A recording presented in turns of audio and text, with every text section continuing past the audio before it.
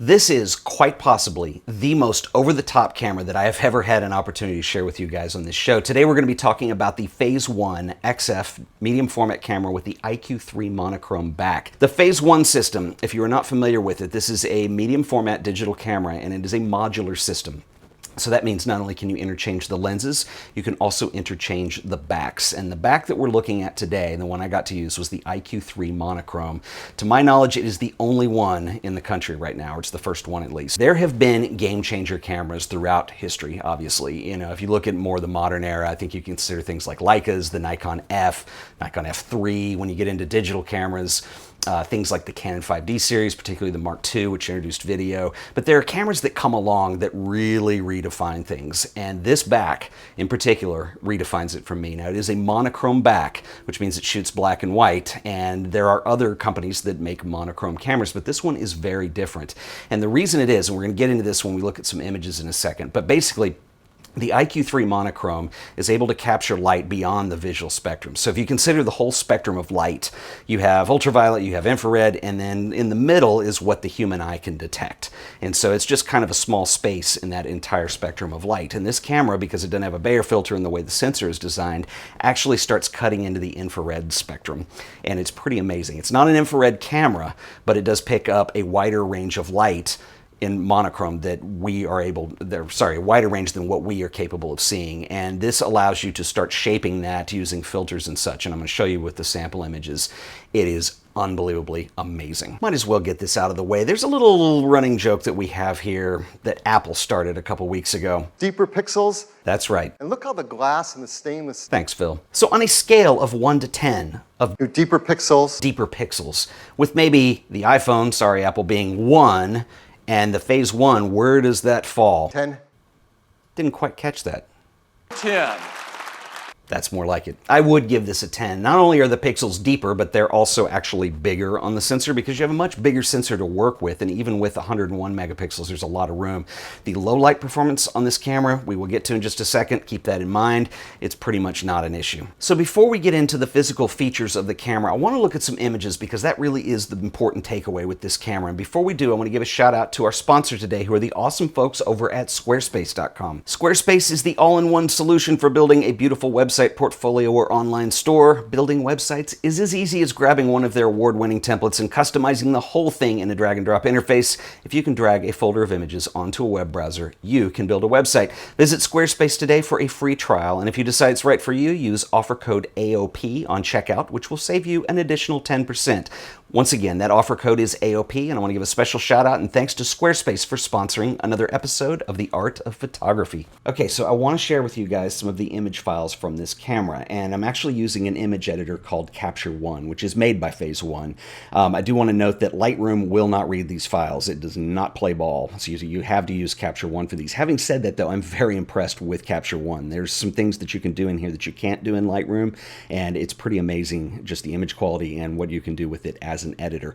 Anyway, this first image, this is one that I have done some edits to, and the way this was shot is actually, this was later in the afternoon and the sun was starting to set and it was right behind this flag, and so I really wanted to get this image where I had these dark shadows in the front and you could see the flag kind of with this glowing quality to it. And one of the things that I love about this camera is that this sensor is able to do things that typical cameras can't, in that you retain a lot of detail in the really dark shadows and also the really bright highlights. Okay, so I'm going to zoom in here to 100% so you can kind of see the detail you're getting.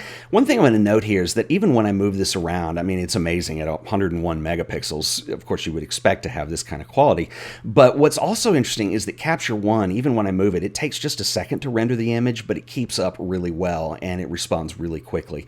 And it's a pretty amazing combination, this camera and Capture One.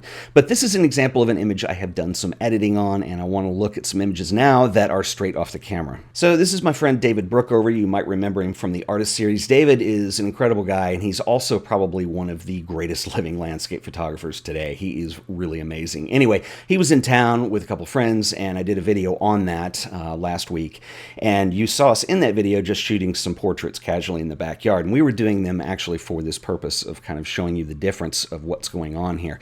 So what I want to show you is that, I mentioned that this sensor is actually picking up light that is beyond the visual spectrum. spectrum. And so when you start getting into infrared territory, this means things that emit infrared light are going to go to the brighter end of things. So this means like skin tones, anything like foliage, grass, trees. So a lot of those things will start to be more bright. And so this is just straight through the camera. Now, one of the things you can do if you want to dial that back is you can use an infrared cut filter.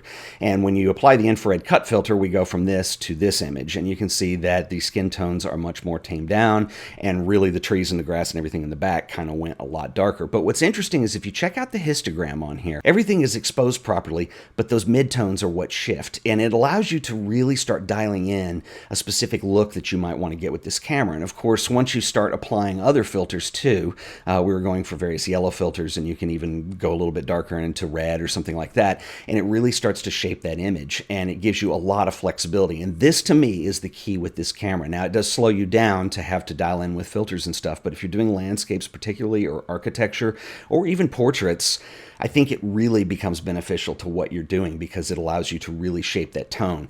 This is very similar to why I got so excited the first time I developed black and white film and started getting into that and realized that there's different looks you can get using different film types, different developers, different development times, and you can really start to dial in different things just using one kind of film. And I think that this is in many ways a digital equivalent to what you're able to do in a darkroom. So the first shoot that I did with this camera, we all actually went to Weatherford, which is just outside of Fort Worth. David is doing a project right now for the gallery where he's doing a series of prints, and they're themed around really old trees that grow in the South. So he's gone through Texas, New Orleans, and traveling over towards South Carolina and so forth.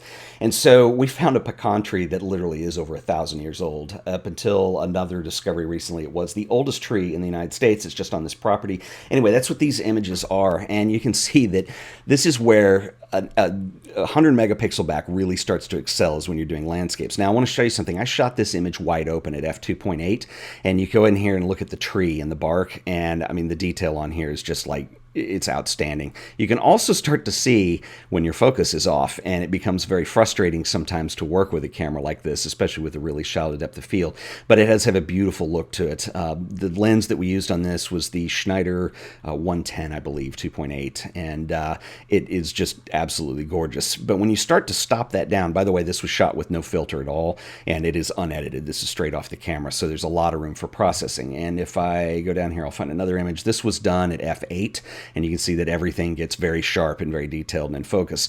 And it becomes kind of one of the interesting things on here is in post-processing. When you're looking at essentially an image that has 15 stops of light, and what you're able to do with that in post-production, typically right off the camera, things look really flat. It's kind of like if you've ever shot video using log profiles. When you're getting that much dynamic range in your image, it almost does require some editing at some point. And with a landscape like this, I mean, there's a lot of room to go on, but you start to get just a lot of, especially when you get all this detail back in the foliage and stuff, is really getting this tree to stand out. But it does give you room to go on that, and there's a lot you can do. One other thing I want to show you, this is a shot that I set up. So using this camera is typically a little bit slow to set up. David was back here. He's got a Really Right Stuff panorama shooter. He was shooting a Pentax camera and doing some panoramic stitching with it. And so we set this up. So basically we took the filter off at one point, and I got him to turn around. And then the amazing part about this that I noticed later in post is I'm going to zoom in to a full 100% here on your screen.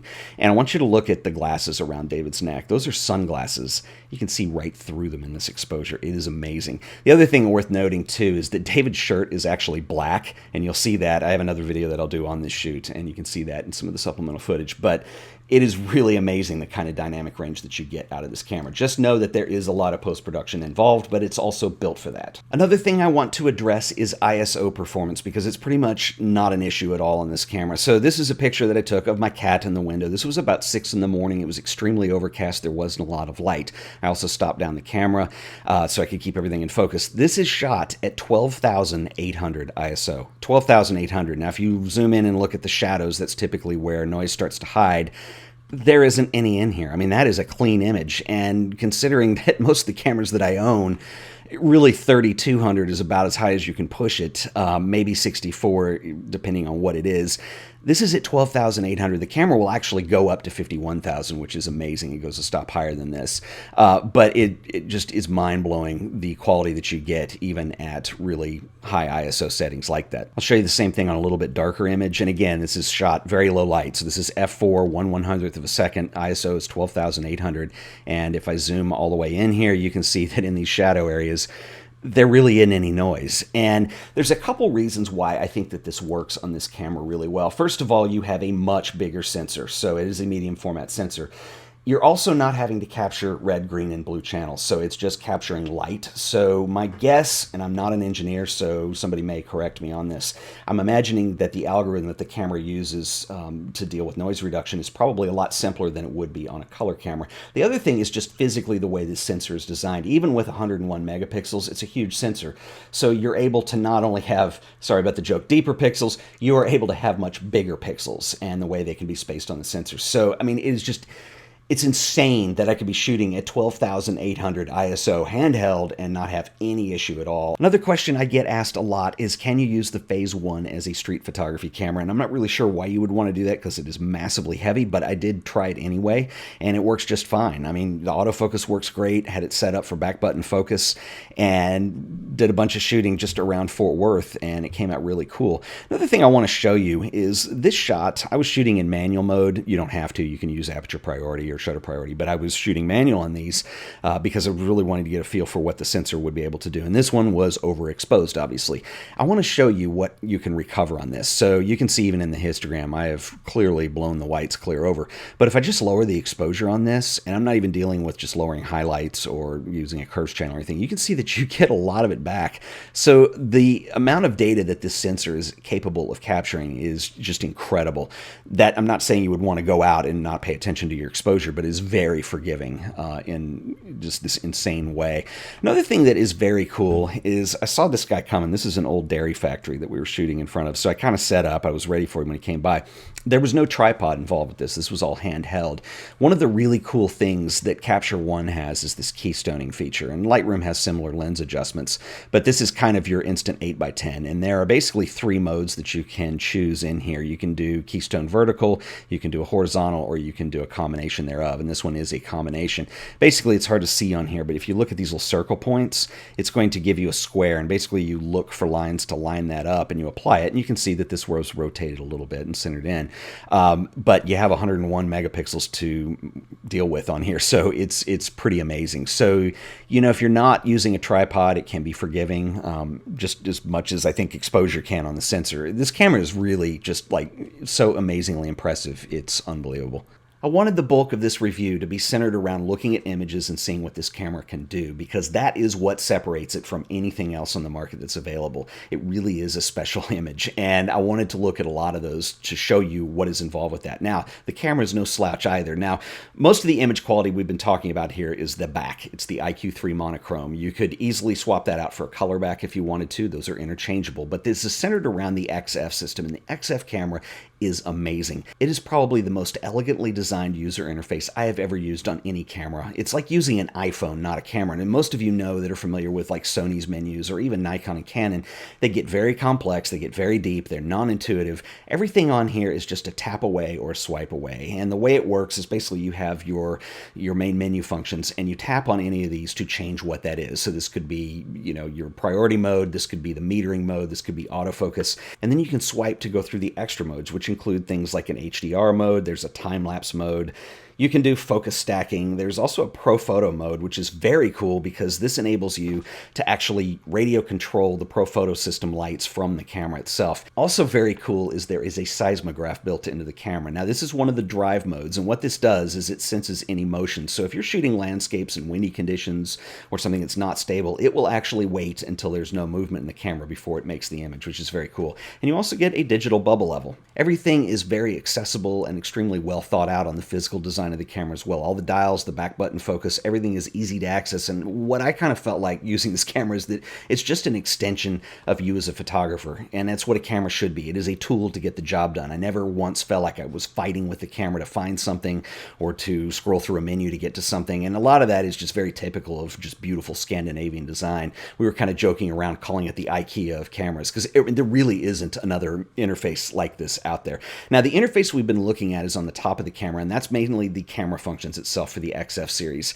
There is a screen on the back of the IQ3 as well, all their backs do, and it controls mainly the functions related to the sensor. So this is going to be everything from image playback to live view and so on and so forth. And just like the touchscreen on the top of the camera, there's a touchscreen here, and it's more responsive and intuitive than anything I've ever used, and it's just like working on an iPhone. The live view is exceptional, and I used it quite a bit as a focus aid. And what's really cool is you just basically, when you're in live view, you can tap and scroll in, and not only is the quality of the image good, but it maintains an incredible resolution while you're zooming in and is very useful as a focus aid. The image review layout is extremely useful as well. It has everything from histograms to warning overlays to under and overexposure, light level, temperature map even, that enable you to like really be super critical if you're making images, especially in the field. Now, a lot of times a camera like this, if you're using it in the studio, you may be tethered to a computer so you can actually see your images and analyze them there. But what I really like about that touch screen on the back is it does enable you to have a lot of control and a lot of access to things if you don't have a setup like that and you're shooting in the field. So a few thoughts and observations about Phase One. First of all, they are not a consumer camera company, and I am not their target audience, and most people watching this are really not either. They deal with cultural institutions like art museums or historical societies that need to get extremely high resolution images for documentation purposes. That's probably their biggest customer base. Second to that is probably architecture photographers, and then you have high-end fashion and people who are making enough money to support it, and some fine art photographers. Now, that's why the pricing is high, and that's why what they're doing is very cutting edge. We're really not their target audience. Having said that though, companies like Phase One represent the cutting edge of imaging technology, and so this is typically stuff that in the next couple of years you'll start to see trickle down onto the consumer level. And I do have to admit, part of me wishes that I didn't have the chance to play with one of these, because you immediately start thinking about how you can possibly finance something to the tune of $50,000, $65,000 as a camera setup, which is completely impractical. But the other cool thing is Digital Transitions, the company that were nice enough to loan this camera to us to look at, they also rent them. So if it's something high-end that you need just for a day or two for a specific shoot, that is a possibility. So check out Digital Transitions, because renting one of these is really not that bad of an option. And speaking of, I want to give a shout out and thanks to Digital Transitions again. They did not pay me to do this video. They simply loaned me an extremely expensive camera to play with for a few days because Rod and I asked, and that was really nice and gracious of them to do. So for those of you who are sponsors, I've got some downloads for you, and if you don't know what I'm talking about, I will explain in just a second. But if you're sponsoring this channel, if you go over to the community tab, you will see downloads to not only a gallery of images that I showed you today. You can download these at full resolution. They're JPEGs, but I also have put a RAW file available for download. Please note that Lightroom will not read this file. It's about a 131 megabyte file, but you'll need a copy of Capture One to read it. And they have a 30-day free trial for Capture One, so if you need to download that to try it. In fact, you should check out Capture One because it's pretty amazing software. If you don't know what I'm talking about with this whole sponsor business, if you look below this video next to the subscribe button, you're going to see another button that says sponsor on it. And this gives people the opportunity to sponsor the channel, and you can get some additional downloads and content when I do them. It's really, there's no videos behind a paywall. I know there's been some confusion on that. It's still the regular channel. It just enables me to make great content for you guys, and you get access to extra things. So when I review cameras and stuff, I will let you download raw files and such. So anyway, it's kind of a cool way that you can help me help you, if you know what I mean. So I really do think this is one of those groundbreaking cameras that comes along and completely changes the game. And I would like to get your impressions as well. So please leave me a comment below. I've got some more videos coming up. We've got photo assignments on Monday, so be ready for that. And then I also have some follow-up videos. I've got another one where we're actually taking this camera out in the field and shooting with it, and we're doing some landscape work and things like that, so you can kind of get some more Phase One if you want. And then also I have some stuff coming up on Rod's filter set, and so it's going to be a lot of videos this month, and I'm really excited. Until the next one, I will see you guys then. Later.